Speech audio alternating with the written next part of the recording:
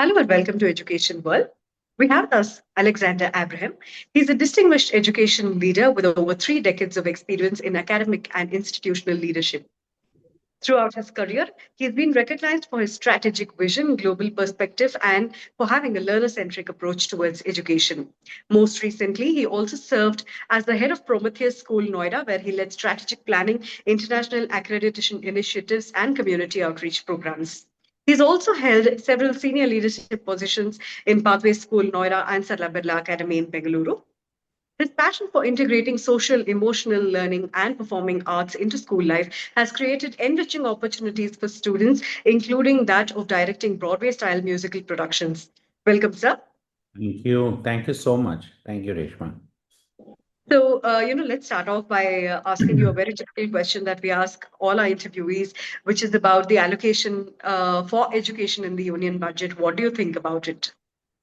Well, I think it's always an excellent step if the government is always looking at education. Sometimes governments across the globe, look at other focus area, and it's really, really refreshing to see that the government has made an increased outlay. I think about 9% increased in specific areas, especially trying to strengthen digital infrastructure, advancing skill-based education, because there was a time when India used to just produce, used to do courses and then people used to get into set kind of jobs. But it's really good to see that the government is now working on looking at backward design models, at looking at, what is it that industry requires and what are the skills that you require? How can we, weave it seamlessly with the digital infrastructure? How can we upgrade that so that investment and outlays that is a much larger chunk which has been given this year. It's really refreshing because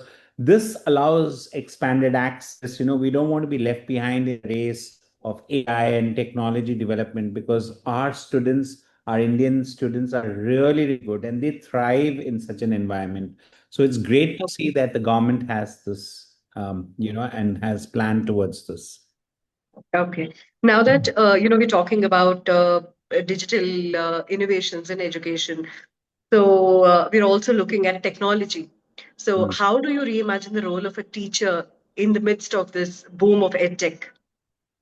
When my parents who were teachers used to teach, it was a traditional chalk and board technique of teaching, and then of course we moved to computers, which became basically through PowerPoints or whatever else, images, etc. And then YouTube came in, etc.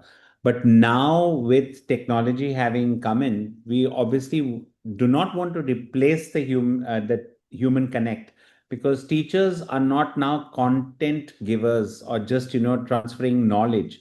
They become facilitators, mentors, and guides who help students not just to read off the internet, but how to interpret, how to research, how to collaborate, develop critical thinking, because these are the skills that are going to be essential in the 21st century. So in this context, I think when you look at the role of a teacher, it's even more nuanced. It's going to be where you help to develop ideas and help to bring out these potentials that are required. So we create a intellectually stimulating environment, supportive to students being able to become the critical thinkers, ideators, to come out to be problem solvers. So technology becomes a support tool rather than being the master in itself. That's I feel an evolving role. So we are trying to empower our teachers to be able to not run away from technology and AI, but to use that as a collaborator in enhancing the learning experience for our students.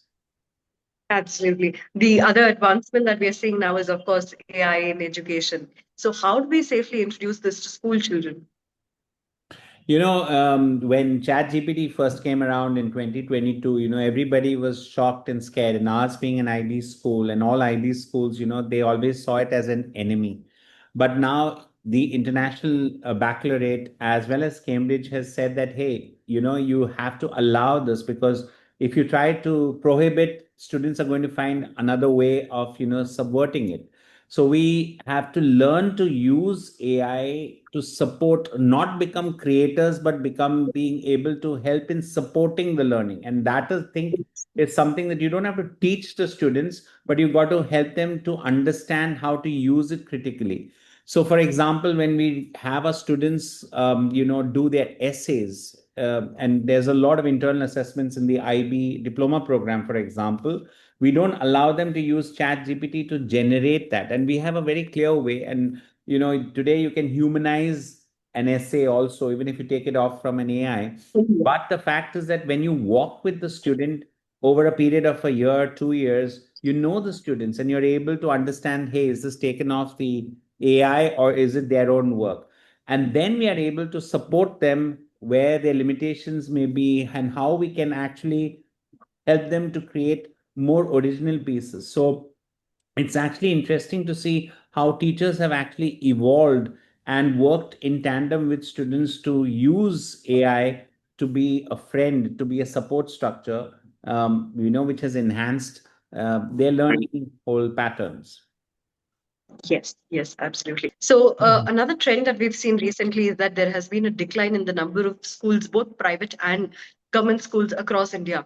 So, what do you think are its implications, say, on the quality of education? And there's also a concern over shrinking access. Yeah. So I think, this is a concern which the government recognizes, schools recognize, particularly the COVID, it was a very distinctive divide that came in, for those students who had access to technology and those who didn't have access. And I think it's really appreciable that schools and the government have come to realize that this is something that they want to bridge. And as we talked about, the union budget has addressed that to some measure. I think it's an important part of the thrust area. Ultimately, it's not just about, just outlaying finances, but I think all interested parties, the education, the space has to come together to look at how we can actually create this accessibility to students, and seeing that, we can give the space where this learning can take place. One of the things that I think we are cognizant of as a school is the fact that we need to equip with stronger teachers, more supportive learning environments, and resources that can innovate and also give better positioning to a greater and a better learning experience for the learners and the parents. So while there is this idea that there is and there is a divide, I think there is an effort on the part of the government as well as interested parties. You see a lot of industrial houses, you see a lot of schools that are actually looking at how can we offer support.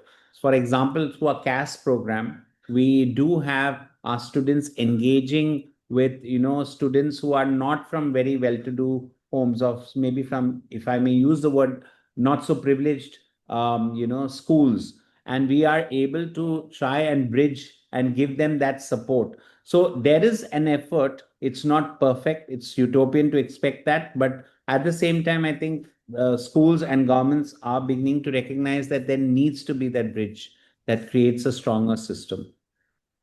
Okay, okay. In the present education scenario, can you tell us, say, exactly 2 points on what do you think Indian parents and schools should do to prepare students for higher education globally? Yeah, so I think schools, they understand this very strongly, that the this whole demographics has shifted a lot. People think that all students from IB schools head outside. That's not true.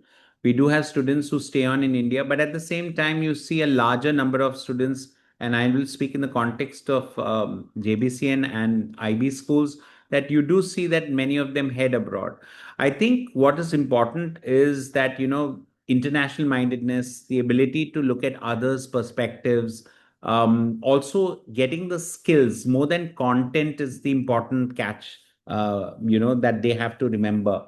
So, whether it's, getting those skills that are collaborative, being able to look at others' perspective, being able to become problem solvers, being creative and innovative, being resilient. I think being able to have the ability to bounce back from failures and accepting that failure is not the end of your life, but you're going to, find those challenges are there. These are the things that, prepare you for not just global, but education even within India. And I think that is something that, schools are now realizing the value, parents realize this value.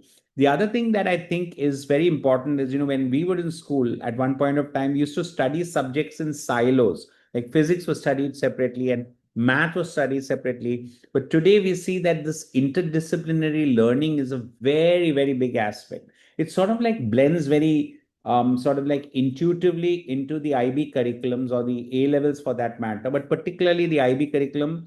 And I think that, one of the things that you see so many cross sections of, careers coming together to work together. Like once upon a time, for example, when we used to talk about animation, it used to be only art. But you will be surprised to know that, for example, Marvel today, for example, and I know this because I've had students who go there, to Marvel and the whole Disney has a whole set of physicists and mathematicians who are working on the contours to make sure that they are very scientific.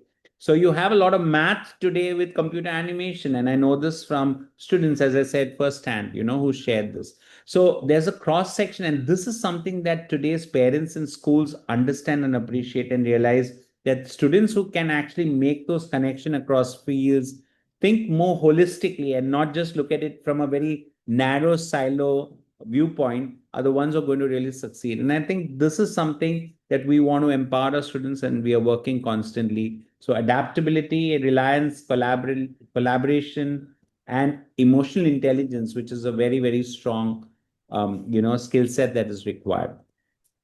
Absolutely. So we're on our final question. So this is a one-word question. What is one book on education you would recommend for all educationists? Well, I think it's the question of the book by Simon Sinek. It says that why matters more than just what we do. Start with why. That's the name of the book, actually. All right. Thank you so much for being with us. So this brings us to the end of the interview. It was a pleasure having you. Thank you so much. Thank you so much to Education World and to you. Thank you.